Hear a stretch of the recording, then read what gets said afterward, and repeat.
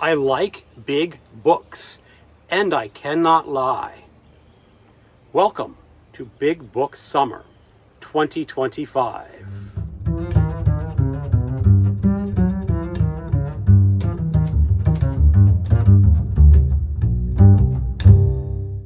Hello, welcome to my channel, another Bibliophile Reads. My name is Greg, and I'm going to be participating in Big Book Summer 2025. This is an event created by Sue Jackson. This is the 13th year this event has been running, but has been running before BookTube. And Sue Jackson created this event to help people read big books, because I like big books, and I cannot lie. And apparently, other people like big books too. For the purposes of this event, a big book is 400 pages or more. It's not a mammoth. It does not have to be 800 pages. Only 400 pages to count as a big book. And all books count. Every genre, any grade level, any format. Print books, digital books, audio books. They all count if you want to read one for Big Book Summer. If you are listening to an audio book or picking up a digital book, just look up the page count online and use that as your guideline.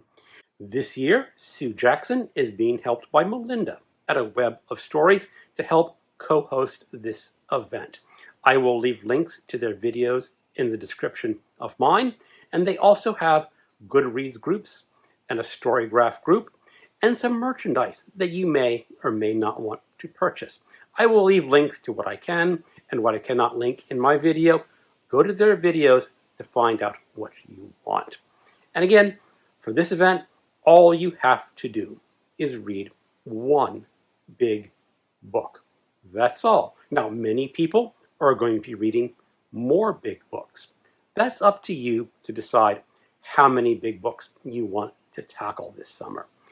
I have a few that I will be reading, and I'll go ahead and list some of them because there are also group events around some of these books. One of the first books I'm going to be reading this summer is Ghouls by Edward Lee. It is 444 pages long. It will be a buddy read with my pal, Bad is Rad. We have not set the date when we're going to start this book, but it will be sometime in the summer. Now, Edward Lee is an extreme horror author.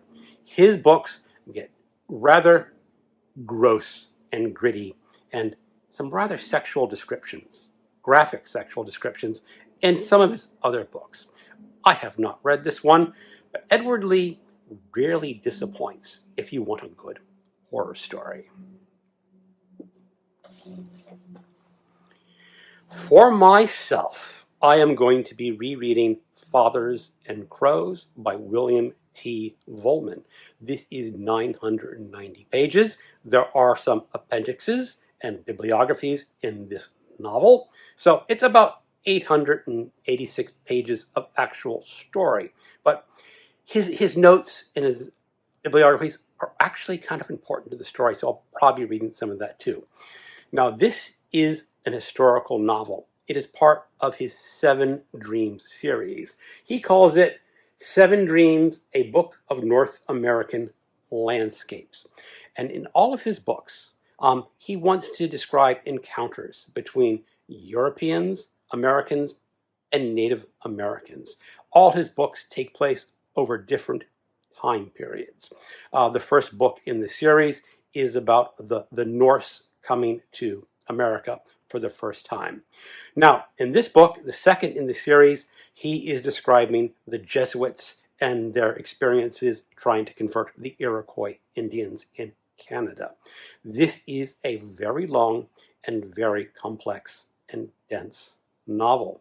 While William T. Vollmann is of European descent, he is an American from California, he has a lot of sympathies for the Native Americans. He says they've gotten the bad end of a stick for a long time, and he tries to remedy that in these stories to just show how poorly Europeans treated the Native Americans. But his Native Americans don't count on them to be the good guys. Some of them are vicious and cruel, and maybe even downright evil, perhaps even mythical monsters. Now, I did read this book when it came out in the 90s, so it will be a reread for me. I am going to take it rather slow and try to read it over June and July. I do have a Discord channel. You are welcome to join me on this reading adventure if you want to. I rather doubt most people will want to pick this up, even though it's a fantastic novel. I have some physical books coming in from the library, or I've put them on hold. I do think they will arrive sometime in the summer. The first is Never Flinch by Stephen King. It is 448 pages long. This is a continuation of his Holly Gibney series. I read his previous 6 books with that main character, and I have to say, I really like the character of Holly. In the first book, Mr. Mercedes, she was a side character. She wasn't supposed to be that important. But as it happened, sometimes characters take over an author, and Holly took over Stephen King. She is a woman who, let's just say, has some issues in life. She's rather withdrawn. She thought she was going to spend her whole adult life living under her mother's care. But she didn't. She turned out to be very good at being a private detective. And in this novel, as Stephen King says, he's trying to write a proper mystery.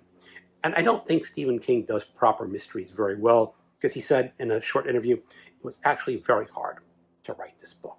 So I'm looking forward to it and see what Stephen King can do with a mystery. Now, Stephen King often messes up the endings of his books. But as he said, plot is sometimes a hard point for him, but he had to make sure his plot fit so it could be a proper mystery book. I am looking forward to it. Another book I want to read is Mark Twain by Ron Chernow, 1,200 pages. This is a biography of the great Samuel Clemens, also known as Mark Twain, author of Adventures of Huckleberry Finn and The Adventures of Tom Sawyer, and some other great books, too. I imagine this book is not really 1,200 pages because it's going to have an extensive bibliography and notes and indexes. So I don't know how many pages of text it will be, but I imagine it's going to be well over 400 pages of text, probably into the 900s of text.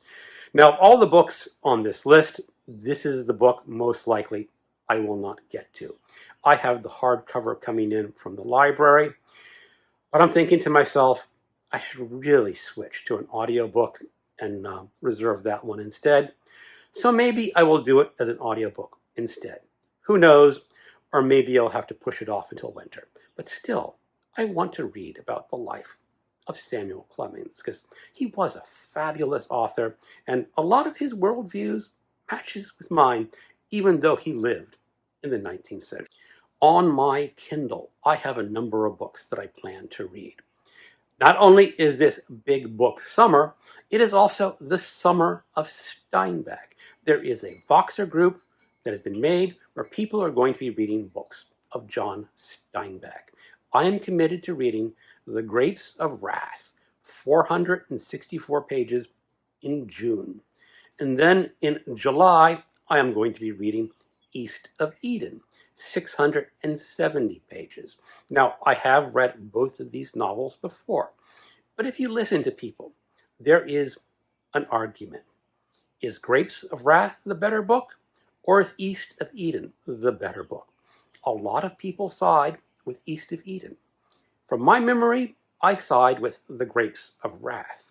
And this event started in a discussion at Horror Mayhem, where I just threw out the fact that what book is better, East of Eden or Grapes of Wrath?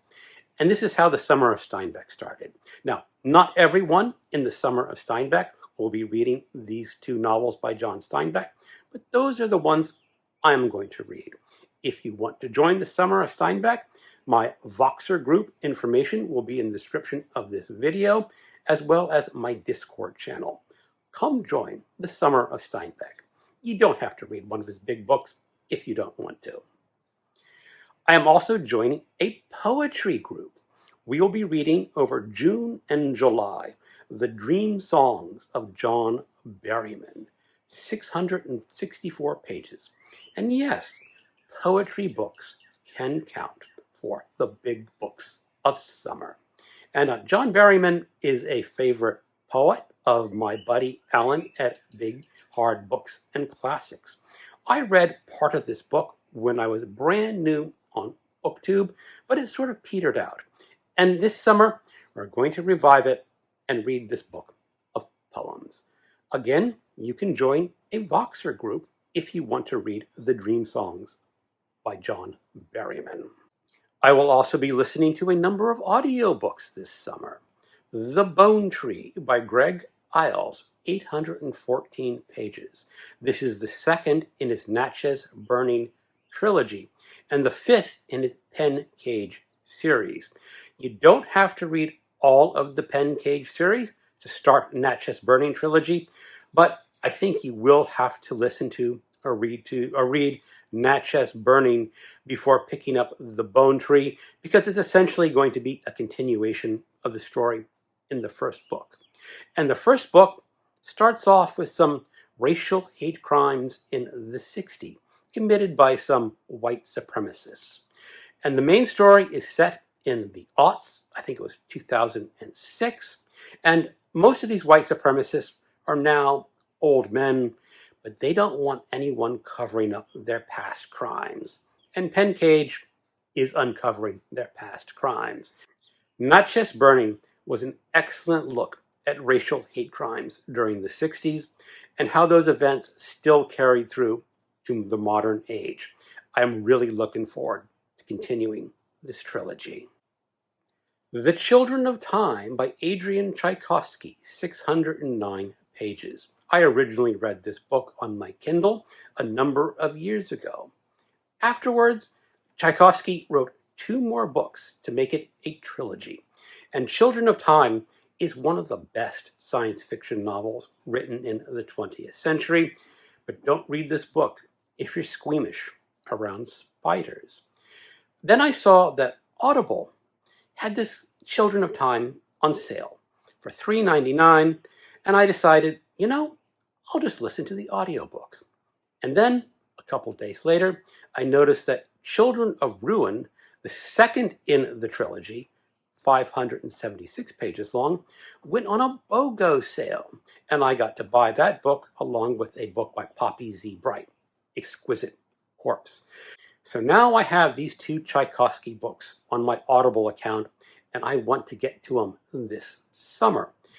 And then there's the third book, Children of Memory, 489 pages long. I may have to listen to all these books this summer in one big fell swoop, because Tchaikovsky is rising in my estimation of really one of the great 21st century science fiction authors. Okay, those are the books that I am planning for Big Book Summer.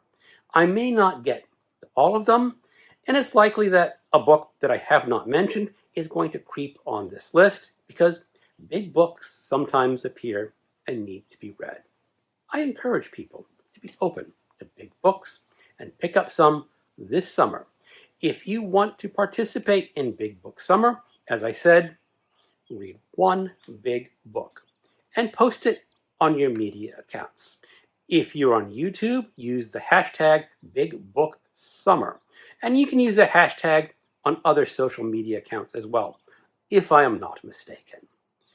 Thank you for watching, and keep on reading big books.